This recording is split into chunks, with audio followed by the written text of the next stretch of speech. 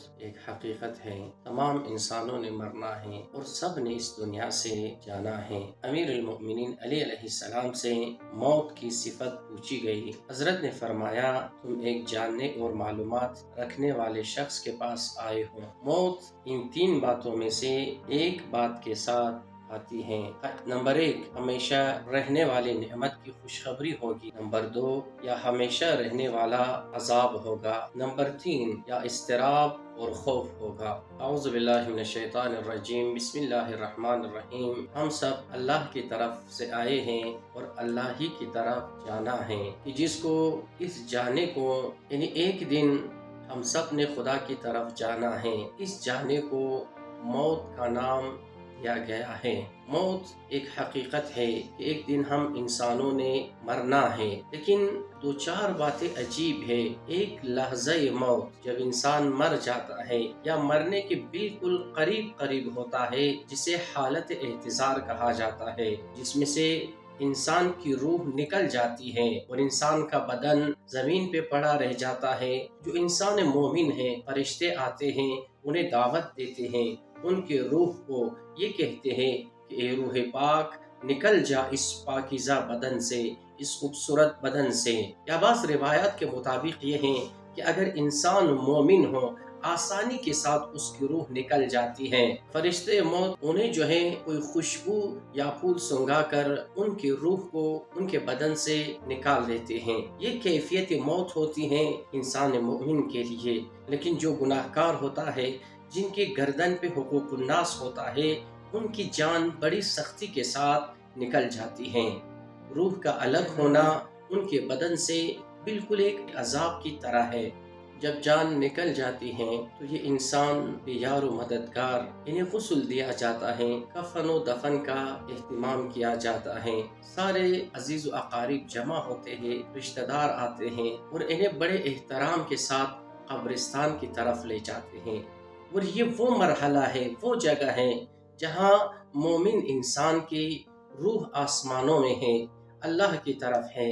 جب لحد میں رکھا جاتا ہے اور قبر ان کا آمادہ ہو جاتا ہے، دوبارہ اللہ کی طرف سے یہ حکم ہوتا ہے، اے فرشتوں، میرے اس مومن بندے کے روح کو واپس لے جاؤ، ان کے جو نیک اعمال ہیں انہیں لوح محفوظ میں محفوظ کرو۔ پھر دوبارہ انسان کی روح ان کے بدن میں واپس آ جاتے ہیں اور دوبارہ سے انسان زندہ ہوتے ہیں۔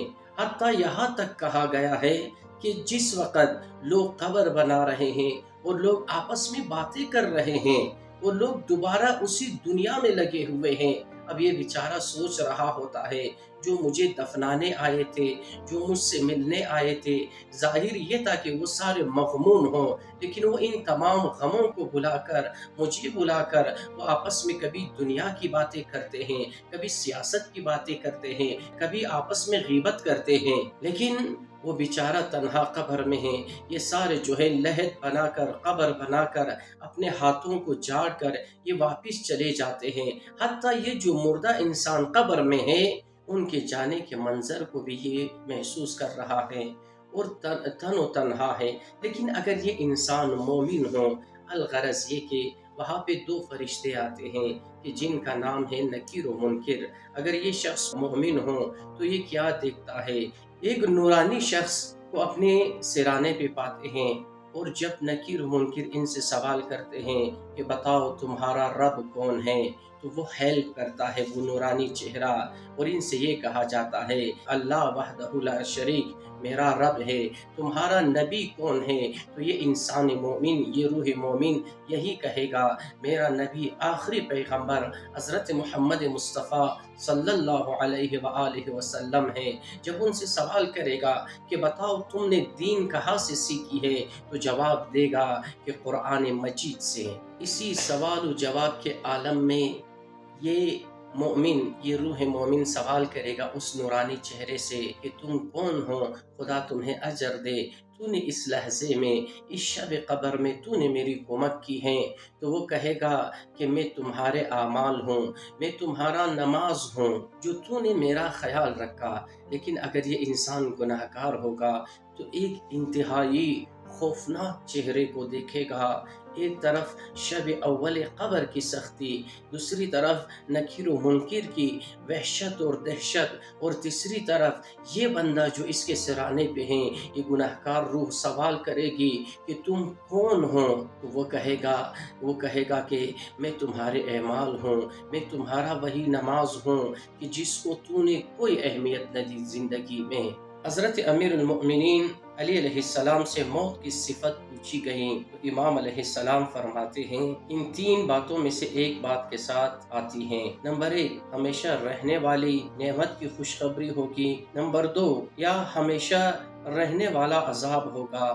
نمبر 3، یا اضطراب اور خوف ہوگا۔ ایسے انسان کا انجام غیر واضح ہے جو یہ نہیں جانتا ہے کہ اس کا تعلق کس گروہ سے ہوگا۔ تو ہمارے دوست کو جو ہماری رعایت کرنے والا ہوگا، یعنی جس کا کوئی گناہ نہیں ہوگا، ہمیشہ رہنے والی نعمت کی خوشخبری دی جائے گی، اور ہمارے دشمن کو جس نے ہماری مخالفت کی ہوگی، ہمیشہ رہنے والے عذاب کی خبر سنائی جائے گی۔ لیکن جس کا کام غیر واضح ہے اور جو نہیں جانتا ہے کہ اس کا کیا انجام ہوگا، وہ ایسا مومن ہے جس نے اپنے اوپر ظلم اور حد سے زیادہ تجاوز کیا ہوگا۔ یعنی جو گناہگار رہا ہوگا، اسے موت سے ڈر، ملال اور غیر یقینی اور غیر واضح حالت کے ساتھ آئے گی۔ خدا اسے ہمارے دشمنوں کے برابر نہیں رکھے گا، بلکہ اسے ہماری شفاعت کی بدولت آگ سے باہر نکالے گا۔ اس لیے تم لوگ نیک عمل کرو، خدا کے احکامات بجا لاؤ، اور خدا کے عذاب کو کم یا چھوٹا نہ سمجھو۔ بے شک ایک گناہگار وہ بھی ہوگا جسے 30,000 سال کا عذاب بھگتنے کے ساتھ ہماری شفاعت نصیب ہوگی۔ اللہ سے یہ دعا ہے ہم سب کا خاتمہ بخیر ہو۔ السلام علیکم ورحمۃ اللہ وبرکاتہ۔